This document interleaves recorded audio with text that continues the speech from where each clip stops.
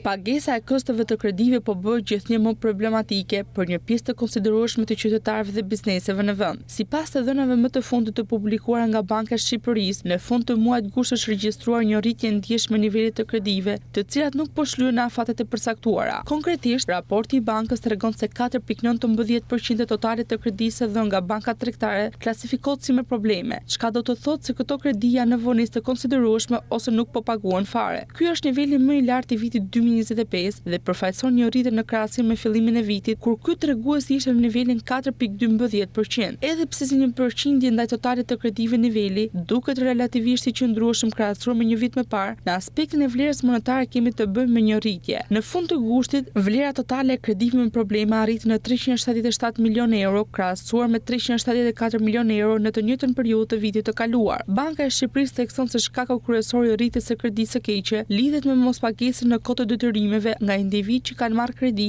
në shuma të mëdha dhe në monedhë kombëtare lek. Këto kredi të marra shpesh për nevojë konsumatore apo investime personale, por rezulton më të rrezikuar për sa i përket shlyrjes së rregullt. Një faktor që ka ndihmuar në përmbajtjen e nivelit të huas së keqe relativisht të ulët është procesi i fshirjes së kredive të humbura, pra atyre kredive që konsiderohen të papagueshme dhe janë tërësisht të humbura nga bilancat e bankave. Gjatë dekadës së fundit, Banka e Shqipërisë bën me dije se janë përfshirë rreth 870 milionë euro kredi të këqija nga bilancat e sektorit bankar. Ky proces ka qenë i rëndësishëm për stabilitetin financiar dhe për të lehtësuar ngarkesën në sistemin bankar. Megjithatë, rritja e fundit tregon nevojën për më shumë vigjilencë dhe ndoshta rishikim të politikave të kreditimit.